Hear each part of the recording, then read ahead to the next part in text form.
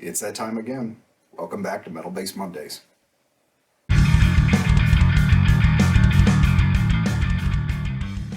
Before I get into the topics this week, I wanted to actually ask for your help. I'm thinking about a new series, and I'm hoping that you guys can leave some comments below and let me know what you think of it. As a rule, I'm not really a fan of reaction videos. I see a lot of them, and I honestly just don't get it. It always seems like they follow kind of on this same path of, oh my god, person who's not supposed to like this is going to watch it. Let's pretend that we actually think they're not going to like it. And then, of course, they love it, and that's it. And you're supposed to watch it. I don't really get it.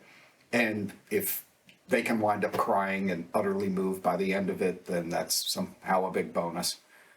But in trying to turn that into something that maybe would be worth watching, what would you think about a series of analyzing bass tracks and having a reaction video, but more of a commentary going along as the track moves, and just putting out thoughts about technique, composition, great things that maybe you haven't heard, as often as possible getting the isolated bass track, maybe just bass and drums to listen to from great songs, and some not so great to talk about why they're just not great tracks either. And just kind of doing a analysis and reaction to what goes on in real time.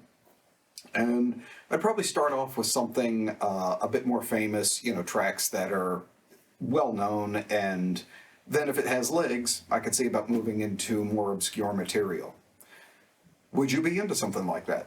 People watching the videos and everything, you guys have been really awesome so far about giving me commentary, ideas for different subjects, and it's been really cool having the channel be partially guided by you guys, and for me to be able to kind of trim down my ideas into things that you actually want to see.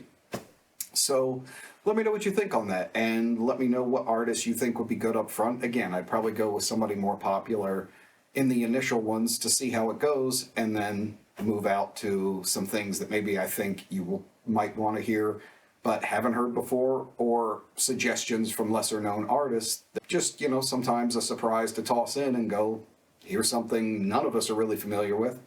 Let's see what we think of it, a piece at a time as we go through it. So please leave comments below, let me know what you think, and we'll see if that happens. So another topic, really big in forums, and seems to be an immediate debate when somebody talks about changing out something on their bass, always active versus passive. In my opinion, this is kind of a bygone argument. It's kind of a holdover from the late 80s or something, when this argument may have had a little bit of merit, but I don't think it makes a difference anymore. It's about sound. It really doesn't matter. Just pick what sounds good to you. What the initial argument about this stuff was that when you had active pickups, people used to think that they sounded over-compressed, or that they sounded sterile, or they had too high an output, and the opposite was true of passive, that you got a much larger bandwidth and amount of sound coming out of a passive, the feel was different, and that in general they weren't as hyper in output as the actives were. None of that really applies anymore.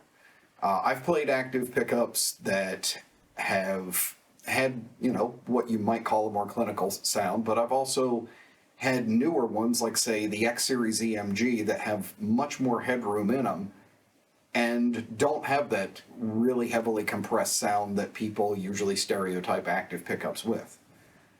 I've played passive pickups that actually have a massive amount of output and are very tight and very focused sounding, and they're pretty much everything that people used to stereotype actives as being. So both have kind of crossed into each other, and you can get actives that are lesser in output and less compressed, that don't sound like they're quite as stereotypically active, and you can get passives that are super high in output, really overwound, really tight sounding, and sound more like what you might think an active would be. So the argument doesn't really apply. I don't think that there's an advantage or disadvantage to really going with either platform at this point. It's just about what sounds good to you. I would say let your ear be completely your guide and ignore everything else. Now, if having to use a battery for an active or something really bothers you that much and it's just something you can't put up with, then fine, something like that might be an argument. But as far as sound, both camps have crossed over so much that it really isn't an applicable argument anymore. Go with what you like, go with what sounds good to you, and don't get caught up in this whole one has to sound this way and one has to sound the other. It really doesn't make a difference anymore. You can find whatever you want in both camps. So let your ear be your guide, and that's it. Now, similar to the active versus passive argument has been the what's better, bolt-on basses or neck through. There's also the set neck option for some of them, but it's not quite as common, and our argument here is going to kind of set the mode of thinking about that anyway. There can be some generalities said about both of them, but again, it's a lot like the active and passive argument in that there's no hard and fast rule. Go with your ear and don't discriminate on either one. I've played bolt-on basses that are some of the most high-end and really well manufactured and really well done basses I've ever played, and have an incredible feel to them, an incredible sound to them. I've played some neck throughs that are a lot of times thought as the higher end or the more boutique or the more expensive option, and they just didn't sound good. And the inverse. I've played some bolt-ons that were crap, and I've played some neck throughs that were just phenomenal instruments. Now, there are a couple of things, again, this is a general rule. It's not an absolute. But with bolt-ons, a lot of times, what they're generally known for is a brighter and snappier attack. For whatever pieces that go into this construction, if you want something that has a bit more bite, a little less sustain, but a more aggressive attack, a bolt-on is usually going to be your first stop for that and a place to try and grab that kind of sound. A neck through is generally known for having more sustain, a deeper tone, and basically a richer, thicker type of sound to it. Now, again, these things can flip over. It really depends on the manufacturing. I think the thing that is kind of the most bothersome that I see a lot is this tribal thing that happens back and forth in between the two, where people will say something like, well, I wouldn't pay that much for a bolt-on because they think it's an inferior thing or the manufacturing isn't as good. And that's a dumb argument. It really is. If you're going for mass manufacturing, a bolt-on isn't any more or less difficult to build than a neck through. It's all based off of a single blank. I've built basses a number of times. I've dabbled in, building my own projects and things for a long time. It's just one type versus another. One isn't any more refined, any better than anything else. It's just what your preference is. And especially when we've gotten to the point now where heels, where the neck and the body join, have become so much better than they used to. Instead of the old massive fender blocks, but you have these really ergonomic, deep-set necks, 5-bolt assemblies and things. It just really comes down to sound again, just like the active and passive argument. You can't look at the amount of world-class players that are playing bolt-on guitars and say that all of them just bought crap. It's a dumb argument, it really is. So saying that one is lesser than the other, it's, again, holdovers from old arguments that just don't hold any kind of water anymore. I would sit down with an instrument, play it, and I guarantee most of the time, except for when you're at the very, very top of the range, that most people are going to be pretty hard-pressed to know which they're playing if they can't see it ahead of time. It's going to come down to sound. And like I said, you can have some crossover areas, but overall, bolt-on's going to have a bit more of a brighter, sharper attack. Neck through is going to have a deeper sustain and kind of a broader spectrum on the low end.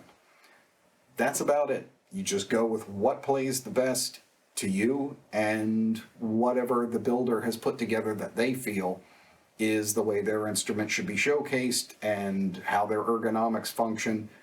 If they know what they're doing, it's going to be a quality instrument no matter which construction they picked. The last thing is something that I've gotten asked about recently as far as technique and building chops and things, and it's about strengthening your hands. There's a number of pieces out there, like they used to have these things where it was like these pressure grip things that you could use to build up strength in your fingers, that kind of thing. Different exercises to try and build strength and endurance. Don't waste your time. They really just aren't that effective. They're kind of ridiculous.